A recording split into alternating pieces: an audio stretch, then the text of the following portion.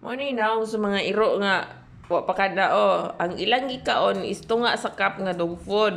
Agoy to ay nasakpan nag-scooting, pastilan. Pandahan Bumudagan ra ba? Ito, padapli na. Kapoy ko og kuan, pamintura. Pamintura sa mga gipangutkot. Pangutkot nga, ding-ding sa mga itoy sa una. Ahak, may pandang pag-ikot-kot, rabad lubot. Aray, Diyos ko ni. Wala sila na ako pakan. Kay kapoy ko.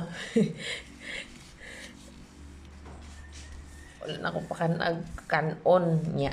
Dog food. Tunga sa kapra. Ang ilang gikaon na dog food. Tapos, kanang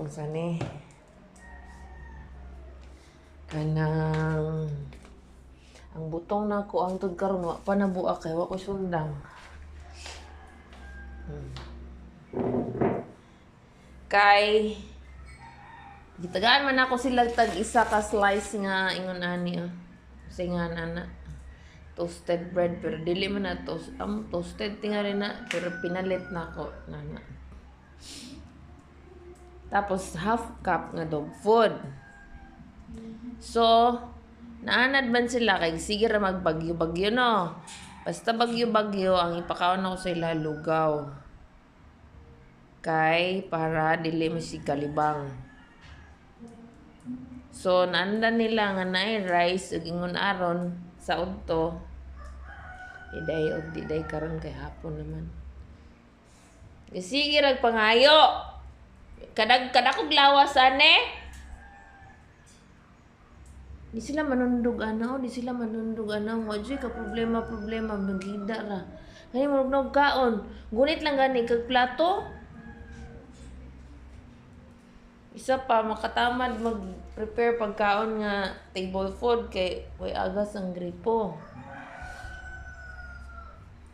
Blank, di pa ka matay blank kung hindi ka mukawag isa kadlaw blank. Inom tubig. Unsa dito yung mong gikaon? Kaon kag toasted bread niya. Kani pa kaning biskutso nga kulamoy. Tapos half cup nga dog food. Sobra-sobra gani imo. Ato sa gawas ang 5. Isa ka slice bread og half cup ra wa na additional. Kamo diri na sulod. Na additional ang katong isa dito wala po to additional kay napungot ko gasigig. Baras-baras kanang pamilya ha siya yung suon katos cupcake tos gawas ug yang nanay katong puti. Sig baras-baras pag naasa gi pagawas sa cage. Kabitaw na siya dire kanang cage na dire sulod. Ang kanang cage purpose na nga kung ma-high blood ko masuko ko sulod siya dito kay para di siya mabunalan di ko ma-high blood kay kung masuko na ko maayo mamunal man ko nya di ko ginhawa. Maghangak man ko. So kung mategi ko sila iluoy mo nang naniguro jud ko pahimog dog cage nga para dire sulod para di ko ma-high blood niya sa tuig naman nakapin kani siya badlungon siya katong sige isa ka tuig kapin ay isa papi pa siya ba wala pa siya isa ka tuig pero pag-abot na niya isa ka tuig tunga mag almost 2 years nabutan naman di na siya kawatan di na siya magsigpangita ug kanang kaon sa una sige ra nagbaras-baras dire mag-sniff sa floor. Tissue kaunon mapungot ko. Nya kawatan, malingat lang ta kawaton niya pagkaon adto kana sila ug katong iyang anak panda hilig magbilin og pagkaon kanang hinuktukan pa ba. Yara ng dayban. Okay, feel kasakit sa kontiyan man ay. Apoy kay mamintura ray. Kaya mga dingding, kana siya kana po diyang parte din ha sa higdaan. Iyahang kutkuton pag mag false pregnancy na siya. Kanang sani?